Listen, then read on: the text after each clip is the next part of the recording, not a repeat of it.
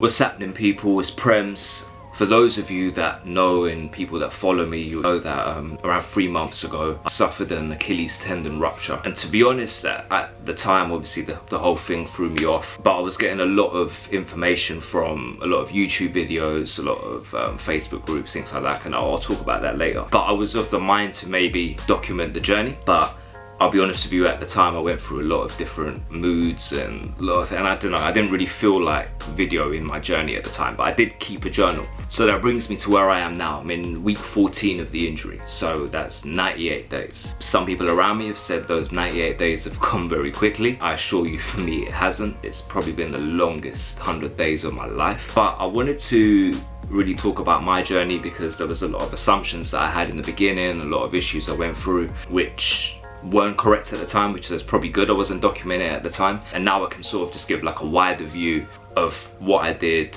in the injury, how I was sort of helping it, what the recovery time was like when I was starting to walk again, things like that. So yeah, look, if you're watching this and you're just watching this to keep up with me, cool.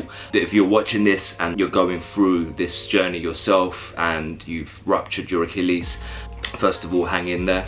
But I'm going to talk you through week 1 to 14, which is where I am now. Go through the details of what I went through. It's not going to be a long video. I'm going to try and summarize things relatively quickly, and then hopefully you'll gain some value from it. I may do another update soon once I'm sort of further into rehab, but this is week 1 to 14, so basically from injury to starting to walk again. So hopefully you guys will find some value from this. So the first one we're going to talk about is a shopping list. There's certain things you're going to need to buy, so I thought I'd take the hassle out. I'm going to try and put down the Amazon links below this so you can buy it directly, but I'm going to detail you exactly what I got. So first of all, you're probably going to be in a cast for a little bit of time, which means when you're showering you're going to need a cast protector.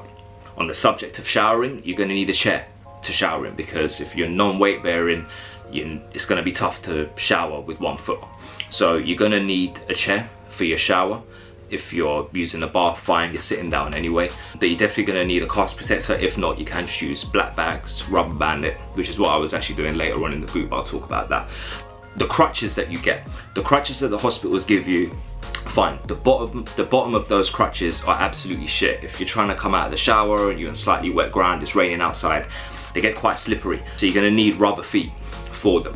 They only cost a couple of pounds, they're not too expensive, but they're great because when you're coming in and out of the shower, if it's raining outside, they've got some suction to them, so they handle the ground a lot better and you won't slip. You're gonna need some good socks as well. So a lot of people, they get like the diabetic socks. To be honest, I was just buying bigger socks. So I was just getting like sort of like size 13, size 14 socks, which weren't so tight to put on. So they were quite good. You're gonna need an even up shoe as well, and I'll show you what that is. So it's basically this.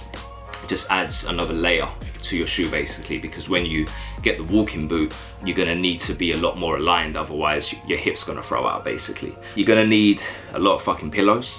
You're definitely gonna need a lot of pillows. Everywhere I go right now, there's pillows everywhere. Like you come in here, got pillows everywhere. Bedroom, obviously, you've got like 10 pillows in there. Running shoes for when you eventually come out of this, because you will come out of it. You're gonna need running shoes because you've got a lot of support around the ankle. You're gonna need Sorthabane pads as well to put into those running shoes, because after you've been through this whole thing, just going straight into shoes maybe isn't a great idea. I found Sorthabane pads were very helpful to put into the shoe as well. Foot moisturizer. It sounds weird, but you're gonna end up with callus or some dry skin, unfortunately, in that. So definitely get some foot moisturizer just to keep your foot right. Also, and I'll go into all of this, but you may have to take injections to stop the blood clotting. So get Hyrandoid cream. It's basically a cream for bruises, just because where I was taking the injections, it was in my stomach and that was every day. So my stomach was just bruised up completely. So this cream just helped remove the bruises every couple of days. So I wasn't going into bruises every time I was injecting. A foam roller, they're great anyway, but they're good just to loosen up your tightened muscles because you're not going to be as mobile, and it helps for when you start your PT. An exercise mat, because you're going to need that for your PT anyway. You're going to need some ankle support as well. That's going to be very important, especially when you're coming out of this, because your legs would have been used to a lot of support all that time. Biofrost gel I found was really good. I found that heat wasn't great for this injury, and even just to relieve my good leg as well, because it was taking all of the pressure for a long time. So Biofrost gel I found was really good as well, just to keep everything cool, gives it like a cooling sensation, and it just helps the healing process. I think, listen, it might just be placebo, but I found it really helpful as well. So that's the shopping list. So if you're just entering this injury and you're wondering what you need, those I would say are the top things that I bought. Well, I literally just went through my Amazon orders for the last few months, and those are all of the things that I bought. And they're not all the things that I bought loads of things, but these are the things that I found were most helpful. So I would recommend, if you're in this situation right now, that's your shopping list. Definitely starting with like the bag for the cast, the thing for the crutches, things like that, shower chair. That's most important to get first, and then obviously the even up and stuff comes later once you're in the walking boot.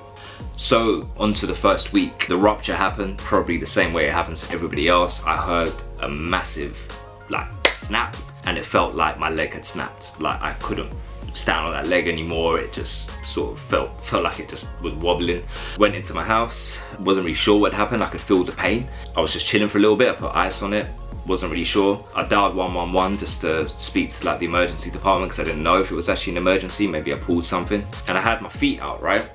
And the woman said to me, "Is one foot longer than the other?" And I was like, "Yeah." She goes, "Is it your bad foot that's shorter?" I go, "Yeah." She goes, "Yeah, you're gonna need to go to the hospital." So bearing in mind this is all happening during COVID and the lockdown and things like that, so got my mask on, went to the hospital. There, the initial person that saw me looked at it, did a Thompson test, which was positive, of course, and then said, "Yeah, you've ruptured your Achilles tendon."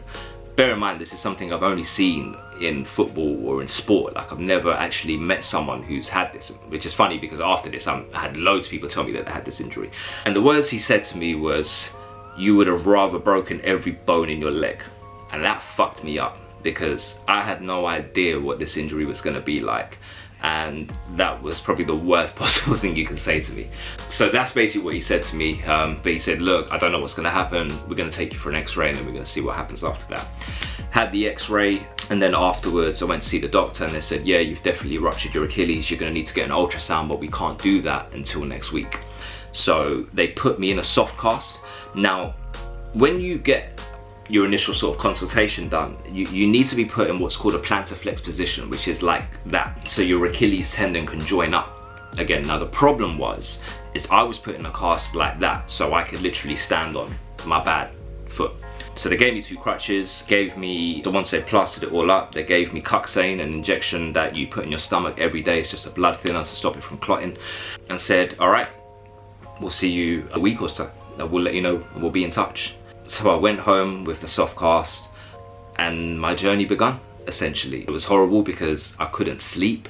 I could never get comfortable. Like I found that my foot was constantly swelling in this soft cast, and obviously where it was in the wrong position, no actual healing was happening. So my next appointment wasn't until week 2. So that's what we'll go into now. So week 2, I go back to the hospital. I have an ultrasound now, but I don't see a doctor on this day. I had the ultrasound, and the nurse said, "Okay, you're in a soft cast. It's in the wrong position." So they told me it was. And then they put it into a hard cast in a plantar flex position. And after a week of not being able to sleep, I was in constant agony every single day. I was having to take a lot of painkillers. I did not sleep once. I couldn't even function during the day, if I'm honest with you.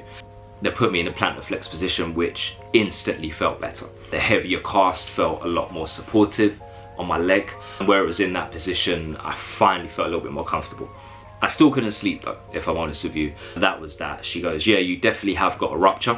And to be honest, my whole fear around this whole thing was having to get an operation, if I'm honest with you. The initial doctor told me that you probably need an operation. Read a lot of horror stories on the internet about the op, people ending up with nerve damage, and to be honest, I didn't want a scar on my leg, if I'm honest with you.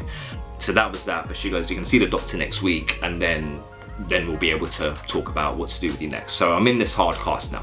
So yeah, that's basically the first 2 weeks, from the soft cast to the hard cast. Now, to be honest, if we're talking about how those first 2 weeks were, listen, this injury is something that'll really get on your mental. It'll really get to your head. And it was just the uncertainty, like, am I gonna have an operation? Am I not gonna have an operation? How bad is the rupture? Is it just a tear? Things like that, like, how long will it take me to recover? I'm doing all of this research online. Some places saying it's 6 weeks, some saying 8, some saying 10, 12. To be honest, it was just the uncertainty that was killing me. So if I'm honest with you, I gave myself that first 2 weeks just to be down about it, because I was down about it. You know, the pandemic was going on. It was already a bit of a weird time in the world. We're looking like we're about to sort of start coming out of this lockdown, and then it turns out I put myself in a lockdown with this injury.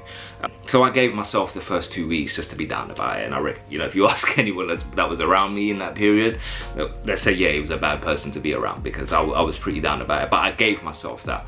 So I guess my point is, before we continue, if you're in this situation and it's getting to your head, man, just give yourself that time, give yourself that space, because it's not a nice injury. But I will get onto the positives now, because things change very rapidly with this. Now I'll talk about the 3rd week. So I get to my 3rd week. I get to see the doctor finally, and he confirms that, he looked at my ultrasound, I have a 1-inch rupture with an 8-centimeter gap, which seemed really fucking big to me anyway. And he turned around and said, yeah, you're not going to need an operation, we're going to do this the conservative route. And that was literally as long as my appointment was. He then said, go with the nurse, she will take you out of the cast. So I was only in the hard cast for a week, and then said, we're going to put you in a boot, come back to us in 6 weeks. It's going to have 4 wedges in it. You take 1 wedge out every 2 weeks, to us in 6 weeks, and we'll check the healing. At that moment, I'll be honest, I was a little bit confused, because I wanted a plan. That's what I said to myself. I'll give myself those 2 weeks. I'll see the doctor, I'll have a plan, I'll get positive again. So I get the foot boot on, which is pretty uncomfortable. The nurse basically said to me, look, you're gonna stay non-weight bearing, but get weight bearing at least partially as soon as you can. So you know, as long as it doesn't hurt, start partially weight bearing. So I've been non-weight bearing all of this time, because I've got a cast on my bad foot. So now she said you can start partially weight bearing a little bit, as and when it feels comfortable. So I left the hospital that day. I was pretty confused. I spoke to a doctor friend of mine who said that, all right, you know, 1-inch rupture isn't terrible. You should be able to, you know, recover conservatively, so that's fine. I did consider getting a private consultation at this point. I made some inquiries, but because of the pandemic, they were only doing telephone consultations. And for £250 just to speak to someone on the phone, I don't know. Then it was a case of getting my ultrasound. Getting my ultrasound from the hospital was a nightmare. I never actually managed to obtain it. So look, I'm in week 3 now. I'm in this walking boot, 4 wedges in it. And I'm starting to get used to it. I was non-weight bearing maybe for 3 days, and it really started to hurt my hip, like having to just keep that one off the ground. So I slowly started putting my foot down, partially weight bearing a little bit with 2 crutches, and it didn't hurt. So I'm doing that, and that wasn't too bad. There was at least some progression. I knew what was going on, and now I had 6 weeks, and I was going to take a wedge out every 2 weeks. So I had some direction, which is all I needed to know at the time. Now, in week 4, this is when I made the decision to start intermittent fasting, because I thought, well, I'm not going to be moving as much, and I don't want to put on loads and loads of weight in this period. I guess that you can't avoid putting on some weight, but I didn't want to put on loads and loads of weight. So I decided to start intermittent fasting every day. That was my first decision. And I decided, you know, I'm going to be a little bit more positive about this. So I started working out, just upper body. My brother was helping me out on a lot of days. So get on the bench, just lightweight stuff, just to move my body, just so my body could still carry on doing something. I could feel like I'm doing something. I'm still walking through this period. Around this time is when I started working on the Mogul Mind video, so I was putting out music video at this point as well, so music had me busy. So my mind was starting to shift back in gear. I was getting more positive. You know, I had this 6-week sort of deadline in my mind. I guess at the time though, I was doing a lot of research, and a lot of the NHS protocols and a lot of things I was watching on YouTube and things like that were talking about early range of motion. And one of the questions I asked the doctor is, you know, when can I start doing range of motion exercises? And, you know, everyone just told me, no, you don't need to do that. So I thought, okay, fine. I just don't want to hinder my injury, because the only thing about going the conservative route is the re-rupture rate isn't much higher than when you get an operation, which is why a lot of people go for it, but it is still slightly higher. And what I don't want still, and what I didn't want, is that you'd go through this whole long process, like it's 3 months, right? To then re-rupture it and back on square one. I enter the next week, week 4, and it's just about positivity, intermittent fasting, trying to keep the weight down, moving around a little bit more, doing some working out. And it was really like a mind frame thing. I'll be honest with you, I still can't sleep for shit. I went through a very long period of this. I can't sleep. I'm in a foul mood all the time, but I'm just trying to get stronger. So that's pretty much where I was then. Started increasing my protein intake as well. Just trying to get the inside of my body right while I'm doing all of this. So that was basically what week 4 was. It was a pretty nothing week. It was just a lot of decisions for me. Trying trying to get right. Now week 5, now this is where it starts to get interesting, because this is when I took out my first wedge. Now, when you have the wedges, the hospital told me you take it from the top. So that's what I did that day. I took the wedge out from the top, and then I went to studio. My foot was in agony all night. I was trying to stand in the booth with my crutches. Shit was hurting. I was in the cab on the way back. My foot was in pain. Came back. Turns out you were supposed to take the wedge from the bottom, not from the top. So my foot's been in the complete wrong position all evening, which is why I was hurting so much. Corrected that. Took the wedge back onto the top and removed the one from the bottom. Now my foot's in the right position. So the first 24 hours, I don't know how it was supposed to feel because I did it the wrong way. So my foot was in a lot of pain that night. After that, it was okay. It felt pretty uncomfortable, but that sort of left after a day or two. I'm still on 2 crutches at this point, but now I've decided that I want to start partially weight bearing a little bit more. So I started practicing walking just with 1 crutch. And after a couple of days, I was there. So I was gone from 2 crutches, completely non-weight bearing, to partially weight bearing with 2 crutches. Now I'm partially weight bearing just with 1 crutch. A lot of this was about me wanting to get my independence back very quickly. This is the one thing you get with this injury. You feel like your independence is stripped from you. And there's a lot of things you just want to be like, you know, sitting down to have a shower. I don't know, I didn't like any of that shit. But yeah, started, you know, using 1 crutch, because now if I go into the kitchen and I want to do something, I have a hand that I can do stuff with, and that helped a lot. So yeah, partially weight bearing with 1 crutch was the achievement for that week after taking out the wedge. So those were the 2 achievements. I took out a wedge and I'm now starting to partially weight bear with 1 crutch. Not very well, but I'm starting to do it. Week 6 was a pretty nothing week. You see how fast we're getting? We're already in week 6. At this point I started practicing walking with no crutches at all. I wasn't doing it very well. I had a major limp, but I could do it, and that was a very big thing for me, showing that my balance was starting to return, some form of strength was starting to return. So yeah, week 6 not much happened. All I did was I started to walk without the crutches a little bit, just in the house, up and down, which was absolutely amazing. But that was the main thing for week 6. Alright, so week 7, this is now when I get to take out my next wedge, which was great because that means I only had 2 left. The only problem is I developed really bad callus on my left heel. It felt like it was burning all of the time. So where I was partially weight bearing the week before, I had to pretty much go back down to 2 crutches, not weight bearing, because any weight that I put on that heel was killing me. Like, just, I remember sitting there on my desk that day and it was just, I couldn't put any weight on it. It was the most horrible feeling. So I managed to get some callus cream that day, and then what I was doing was starting to soak it in hot salted water for 45 seconds and then freezing cold water for 45 seconds. Now, I heard this from someone because A, it's good for the skin, because obviously the skin starts to get dry, and this is what I mentioned earlier about the moisturizing. At the same time, it helps the blood rush to that foot, which aids healing as well. So I'll be honest with you, this week I felt like I went a bit backwards. So though I took a wedge out, I felt like I went a little bit backwards because of the callus. But the good news is that it was only in excruciating pain for like 2 days. After that, it did start to calm down a little bit, but that was really the main part of the week. The callus really started to hurt. I also incorporated collagen tablets that week as well. I read that they're good, obviously, for muscle and tendon development. So I started collagen tablets. Now, disclaimer at this point, I don't know how much they helped, if I'm being completely upfront with you. However, I'm all right now. So I'd say it's probably worth buying them. I just went to a website that were pretty cheap anyway. I started collagen tablets, and that was the main thing I incorporated into my diet that week. Everything else sort of stayed as it was. Now brings you to week 8. Callus started to die down, like pain wise. I'm back to non-weight bearing again. Great. I'm walking without crutches, which was great. I'm now starting to move forward again. But that was pretty much it. There wasn't really a lot to really report that week because I've got it all written down here.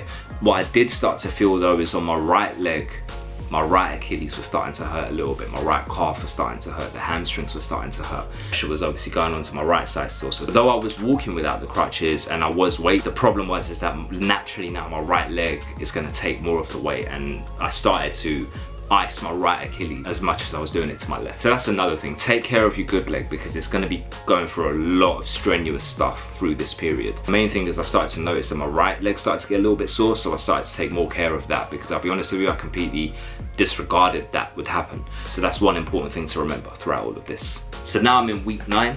I go to my next doctor's appointment because it's now been 6 weeks since I put my boot on. They looked at it. I mean, this is a very quick appointment. It's crazy. Went there, she looked at it and said, yeah, it looks like it's healing. You know, the ridge had returned to the back of my foot. And I said, yeah, cool, stay in the boot for 4 more weeks and you're good money. And that was the day that I took out another wedge as well. I then got a private consultation for an ultrasound, which I would recommend that you do, because their reaction 2 days later was very, very different. They looked a lot more concerned. My 8 centimeter gap had now turned into a 1 centimeter gap. So what he said to me is that you've still got a gap there. So actually you should be in the boot for 6 more weeks, not 4, which really pissed me off. I'll be honest, I was pissed off for a good 48 hours after that.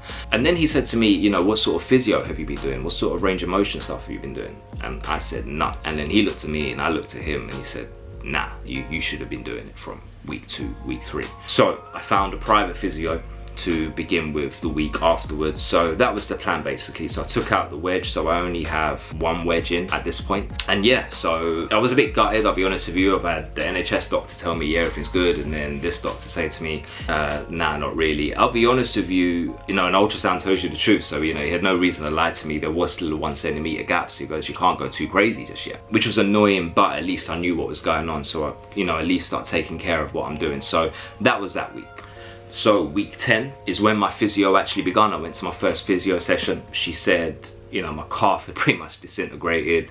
I had, you know, I couldn't even do that with my ankle. I had no motion whatsoever. So she started, you know, did like some massages and stuff. She gave me some exercises, and it was the basic ones, like doing stuff like that with your ankle up and down, certain things with my leg. And I'll be honest with you, within 24 hours of doing this, and I was doing them twice a day, and I was doing them, I still do all of these religiously, I started to see a difference straight away. Started to get more flexible in that foot, started to feel stronger. That was great. So I definitely recommend that. It's maybe not worth waiting for the NHS physio, because the NHS physio could only do a sort of video call with me that week, funny enough, on the same day actually she called. But I didn't see her for a long time until after that, and she didn't give me anywhere near the same sort of exercises as the physio I paid for did, who definitely made a very big difference. So that was the main highlight of that week for me. You know, I started physio, started doing something, and I'm one of those people, I can't sit around and do nothing. I hate situations where I'm helpless, and you know, for a lot of this I felt helpless. Now I'm being able to start doing some exercises. Actually, I felt, hey, you know, that there's something I can do here, and I was feeling good. Like, I'll be honest with you, I was feeling real good. Like every single day I was starting to do more. I could see I was getting better. I could see I was still getting stronger, still working out, just starting to feel better in myself again, which was a really nice feeling. But it's very late into the process, as you can see. So now that brings me on to week 11, and I take the last wedge out of my boot, which felt amazing, but it did kind of hurt because now I'm in, you know, a neutral position in my boot. So actually for the first 24 hours I was back on crutches. It's not a regression, by the way. It's just that your foot needs to get used to that position because the tendon is stretching. That was good. You know, all 4 of my wedges were out, so that's a lot of time that's gone. That's 8 weeks that's done in the boot. I've only got 2 left without any wedges now. So I was feeling really good. I was definitely getting stronger. I was doing the physio every single day. My physio appointments, by the way, were only once every 2 weeks. So my next one was the week afterwards, but that was that week. Took out my wedge. That was a massive milestone for me. Now I could start to see the light at the end of the tunnel, which was great. So now I'm in week 12. I'm in my last official week in the boot. Had another physio appointment. She was feeling my leg and said that now the gap felt like less than 1 centimeter, and that scar tissue had started to form and start to cover it up, which was good news. I then asked her advice about coming out of the boot the week after, because of course the other doctor said I needed an extra couple of weeks. And she said, yeah, I think you'll be okay, but when you're at home, take baby steps, and then when you go out, still wear the boot. So I said, cool.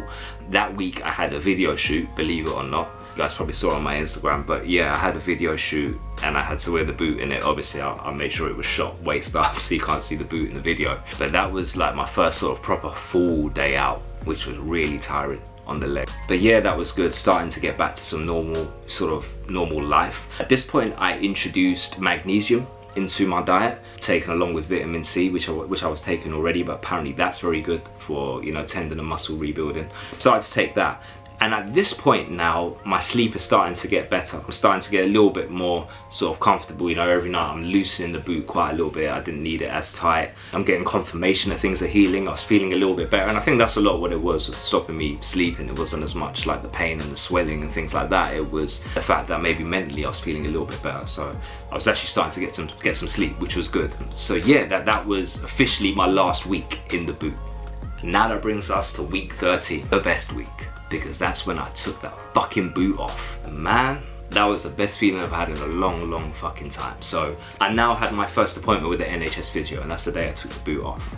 And it went a little like this. And bear in mind, I've already seen another physio who's told me what to do. She told me to take baby steps, don't wear it when you go out, blah, blah, blah.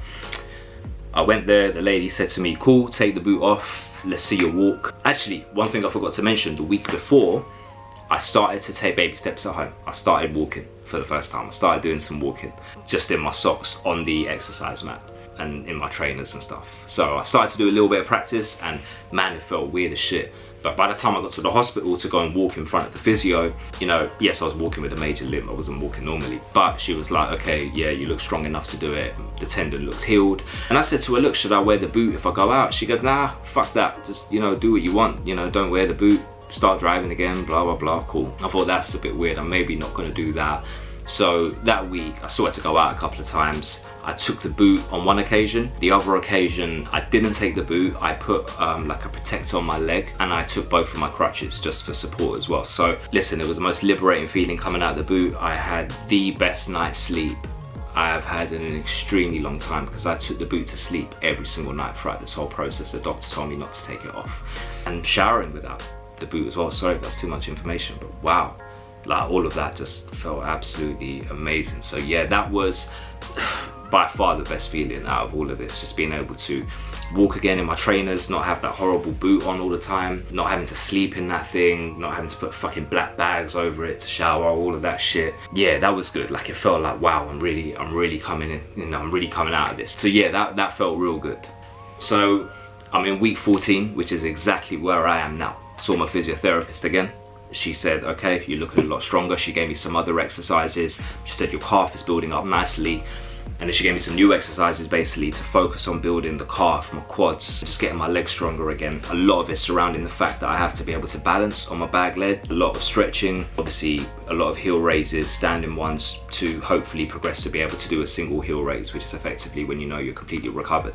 She then suggested to me though to get another ultrasound just to confirm it's healed, and that's when I shit myself, because the last time I got a fucking ultrasound, it just took me off my peg, you know, it just took me off my high horse, and it was shit. But I rang that doctor, I said, yeah, I need another ultrasound. He goes, cool, come in 2 days. So that was this Thursday I went, and he confirmed the 1 centimeter gap had closed, and I was so happy. He said, yeah, and I said, look, you know, I went there in my boot still, so I'm still going out with the boot, and I said, look, should I still wear it when I'm going out? And he said, no, now you need to get your leg used to the fact that you're not wearing that boot anymore. It needs to get strong by itself. So the last couple of days when I've been going out, I'm driving, not taking the boot with me. I am being very cautious, like extremely cautious. But yeah, it's been absolutely phenomenal. But yeah, this is where I am now. I have like another NHS appointment next week where I've already had the ultrasound to sort of know where I'm at. So now it's all about building strength. But as you can see, it's a very long injury. So yeah, that is my 100-day summarized. I've maybe made it, or maybe glossed over it, because every day felt like a fucking war and a battle. But my main thing is this, is that, you know, if you're going through an injury, this particular injury or an injury like this, the one thing I've learned, especially when obviously I went through the non-operative route, is the body is amazing and time is a healer, and you really have to keep your mental in check, because, you know, this can do a lot to you mentally and it can make you feel very negative. I had exactly that, especially for the first month or so. But you've really got to keep your mind in check, because the body is an amazing healer. I do think one thing that hindered me a lot was my lack of sleep, because I think if I was sleeping more, I definitely would have healed a lot faster. But saying that, you know, I still managed to make the progress I needed to make inside the period, and now I am back on my feet, and I'm now started to resume some sort of normal life. No, I can't jump, no, I can't run, but these are all things I'll be able to progress to do, and I'm just focusing on my physiotherapy now. So yeah, that is my journey. That was my Achilles tendon rupture. Went the non-operative route. Took me 14 weeks in total from the initial rupture to being able to walk again confidently. Still have a little bit of a limp, still icing the Achilles every night just to make sure it's healthy. Do my exercises twice a day. I'm now, you know, being able to work out normally again. I'm lifting heavier weights again, which is nice. To now progress to like a normal life, but I'm not going to do too much at this point. I'm still going to be very choosy about what I do. I'm not going to go too crazy. It's still baby steps for now. But all I'll say to you guys is this: if you're in this situation, you're going through something like this, you know, there's a lot of resources out there on the internet which are great. A lot of it's going to paint very bad pictures, so maybe don't listen to Dr. Google too much. Don't be afraid to get a second opinion. This is an expensive injury, I'll be honest with you. Like the ultrasounds and everything, it wasn't cheap. Paying for a private physio instead of doing the NHS one is not cheap, but for me, I would say it's been worth it. You know, I guess it's been a very awkward time because of COVID and things like that. Another thing I would say is range of motion. Do that as soon as you can. You know, obviously get advice from your doctor, and it depends. You know, everyone's protocol is different. But I do feel that if I was doing range of motion exercises earlier in the process, maybe my healing would have been slightly quicker. So that I would definitely say is worth looking at as well. But all in all, you know, it is a fucked up injury, and what they say is right, especially at the time when they say you definitely, you know, you wish you would have broken your bones instead of this happening. But you know, your body's an amazing thing. You've got to give it time to heal itself. And you know, touch wood, I've come out the other end feeling great, feeling positive. You know, I'm ready to rock out now. You know, I'm working on, you know, my album's ready to go. I'm about to push out another video, working on another EP. So you know, I'm back working as I always was, and I didn't stop working. And that's one thing I would say: don't stop what you're doing, because you need your mind working. So I didn't stop working, I didn't stop recording, I didn't stop writing. So my mind's definitely been in check. You know, I'm very lucky. I've had real supportive people around me. My loved ones have been absolutely amazing throughout all of this. And you know, if you're fortunate like me and you've got people around you like that, you know, that definitely helps with the process. Look, if you're going through this and you're watching this because you wanted some information about it, look, my messages are always open. Feel free to shout me. I'll be happy to give you any advice. But yeah, you know, that was my journey in a nutshell. Hopefully I haven't glossed over it too much. I didn't want to make it sound like it was the worst thing in the world. It definitely felt like it at the time. But now I'm over it and I'm past it. I'm feeling good, I'm feeling positive, I'm just ready to get it. So yeah, thank you very much for watching. If you've got any questions, obviously holler at me, and hopefully we never have to do anything like this again. Cheers.